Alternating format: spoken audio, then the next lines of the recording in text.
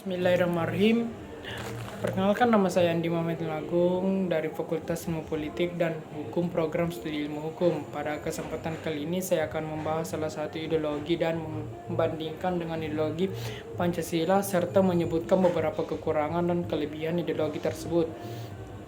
Dan ini adalah tugas yang diberikan oleh Pak Andi Aswar SH.MH sebagai dosen pengajar matkul pendidikan Pancasila. Tak perlu lama lagi, kita masuk ke inti videonya. Pada kesempatan kali ini saya akan membahas ideologi sosialisme. Nah, sebelum membahas ideologi sosialisme, pasti timbul pertanyaan di benak kita, apa itu ideologi? Ideologi adalah sekumpulan ide, keyakinan, atau pandangan hidup yang menjadi dasar dalam menentukan sikap, cara berpikir, dan tindakan seseorang atau kelompok. Ideologi berfungsi sebagai panduan untuk memahami dunia serta sebagai acuan dalam menilai mana yang dianggap benar, baik, dan penting dalam kehidupan. Jadi itulah pengertian ideologi.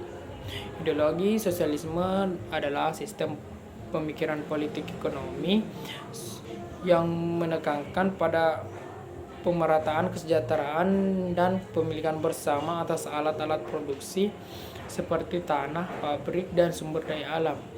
Dalam sosialisme, kesejahteraan masyarakat dianggap lebih penting daripada keuntungan individu. Dan karena itu pemerintah atau masyarakat melalui kolektif diharapkan mengambil peran yang besar dalam mengelola sumber daya dan distribusi kekayaan untuk mencegah ketimpangan sosial. Sosialisme memiliki 4 prinsip. Yang pertama, kepemilikan bersama. Yang kedua, kesetaraan. Yang ketiga, distribusi kekayaan yang adil. Yang keempat, solidaritas sosial. Terus apa kekurangan dan kelebihan ideologi sosialisme? Nah, kita akan bahas kekurangan sosialisme. Ada beberapa kekurangan sosialisme, namun saya akan menyebutnya 3 hal saja. Yang pertama, kurangnya insentif individu, karena sosialisme menekankan kepemilikan bersama dan distribusi kekayaan yang merata. Hal ini dapat mengurangi motivasi individu untuk bekerja lebih keras atau berinovasi. Karena tidak ada insentif keuntungan pribadi yang signifikan, hal ini bisa menyebabkan produktivitas yang lebih rendah. Yang kedua, kurang efektif dalam kompetisi global. Dengan negara dengan sistem ekonomi sosialis seringkali kesulitan untuk bersaing dengan negara kapitalis yang lebih adaptif dan inovatif. Kompetisi global yang biasanya memerlukan inovasi dan respon cepat bisa sulit dicapai dalam sistem yang lebih terstruktur dan terpusat. Yang ketiga, ketergantungan pada pemerintah. Sosialisme menciptakan ketergantungan masyarakat pada pemerintah untuk pemenuhan kebutuhan mereka dalam jangka panjang. Ini dapat membuat masyarakat kurang mandiri dan enggan untuk mencari solusi secara mandiri. Nah, itulah kekurangan ideologi sosialisme yang saya sebutkan tadi. Sekarang kita membahas kelebihan ideologi sosialisme, namun saya menyimpulkan poin pentingnya saja. Yang pertama itu pemerataan kekayaan. Yang kedua, kesejahteraan sosial terjamin. Yang ketiga, solidaritas dan kebersamaan. Yang keempat, pengurangan pengangguran. Yang kelima, pendidikan dan kesehatan merata. Yang keenam, stabilitas ekonomi. Yang ketujuh, fokus pada kebutuhan dasar. Inilah 7 kelebihan ideologi sosialisme. Nah, sekarang kita masuk pembahasan mengenai perbandingan ideologi sosialisme dengan Pancasila. Ideologi sosialisme dan Pancasila memiliki beberapa kesamaan dalam hal keadilan sosial dan kesejahteraan masyarakat. Tetapi keduanya juga memiliki perbedaan yang signifikan dalam filosofi, seperti kesejahteraan dan keadilan sosial, kebebasan dan hak individu, peran negara dalam bidang ekonomi, prinsip ketuhanan, tujuan masyarakat, dan sistem pemerintahan. Jadi disimpulkan secara umum, perbandingan ideologi sosialisme dengan Pancasila adalah Pancasila ideologi yang lebih inklusif dan menghormati keberagaman serta kebebasan individu dengan penekanan pada keseimbangan antara hak pribadi dan kepentingan bersama. Sedangkan sosialisme di sisi lain lebih berfokus pada kesetaraan ekonomi melalui distribusi kekayaan yang merata, seringkali dengan mengorbankan kebebasan ekonomi individu. Nah, itulah perbandingan ideologi sosialisme dengan Pancasila. Selanjutnya lagi, kelebihan Pancasila dibandingkan dengan ideologi sosialisme dapat dilihat dalam beberapa aspek penting seperti kebebasan individu, keseimbangan ekonomi, nilai spiritual, dan penghargaan terhadap keragaman. Berikut beberapa kelebihan utama Pancasila. Yang pertama, menghargai kebebasan individu dan hak asasi. Kelebihan yaitu Pancasila memberikan ruang bagi kebebasan individu dalam hal ekonomi, sosial, politik dan agama. Seperti individu bebas memiliki usaha pribadi dan menikmati hasil dari usahanya selama tidak melanggar aturan yang berlaku dan menghormati kepentingan bersama. Perbandingan dengan sosialisme. Sosialisme cenderung mengurangi kebebasan individu, terutama hal kepemilikan ekonomi.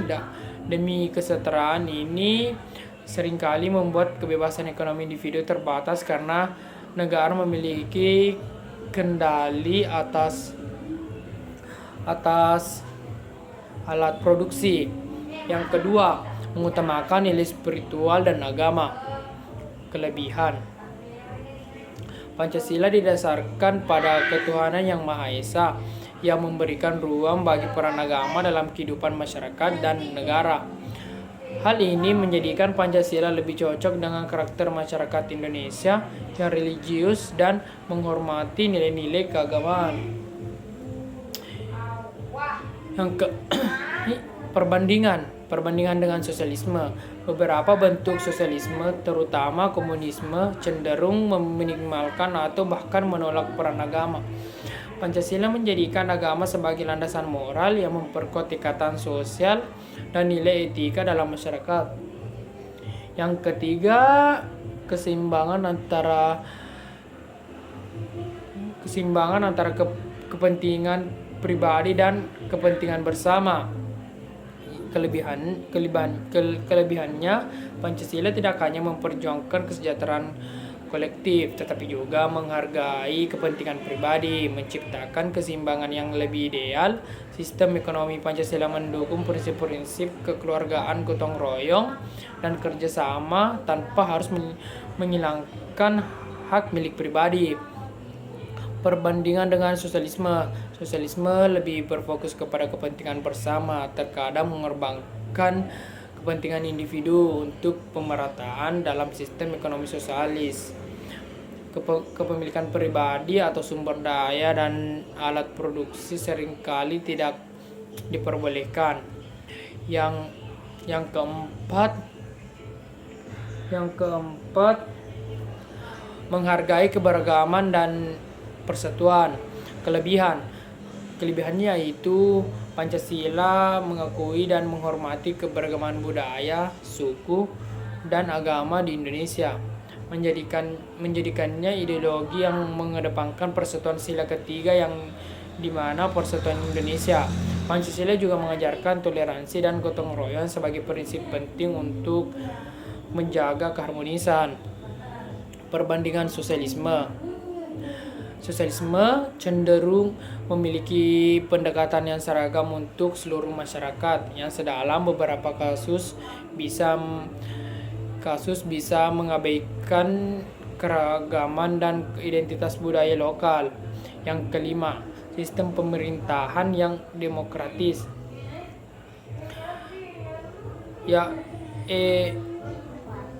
Demokratis yang kelebihannya di mana itu ya Pancasila mendorong sistem demokrasi yang dikenal sebagai demokrasi Pancasila yang mengedepankan musyawarah dan mufakat dengan partisipasi aktif dari seluruh masyarakat. Setiap orang memiliki hak untuk berpendapat dan dilibatkan dalam pengambilan keputusan melalui wakil-wakil yang dipilih secara demokratis.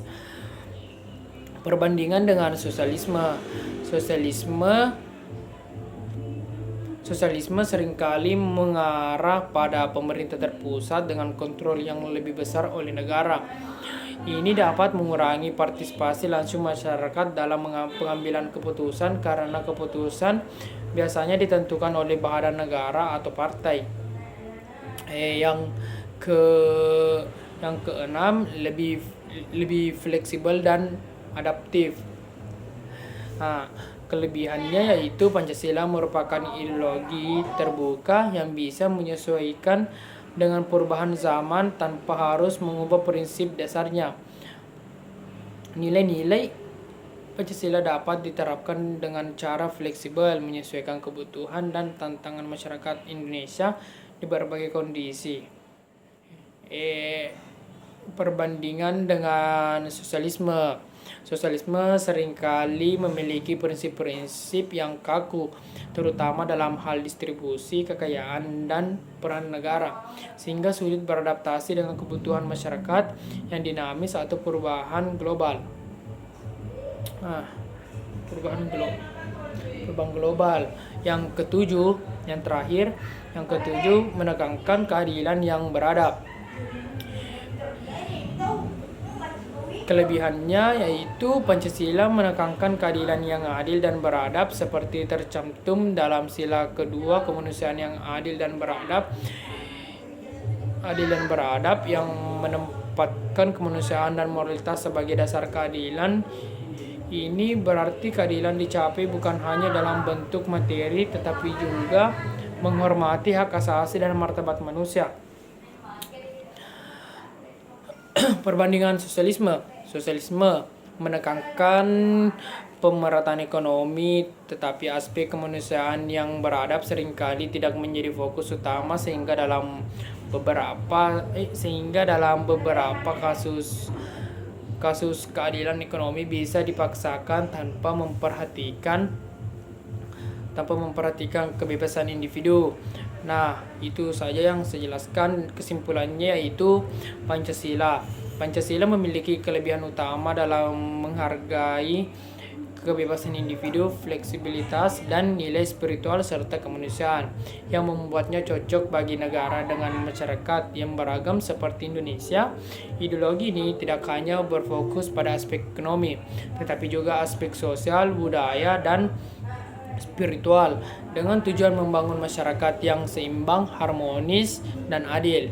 Itu saja yang saya sampaikan. Bila ada kesalahan mohon dimaafkan. Wabillahi taufiq wal hidayah. Wassalamualaikum warahmatullahi wabarakatuh.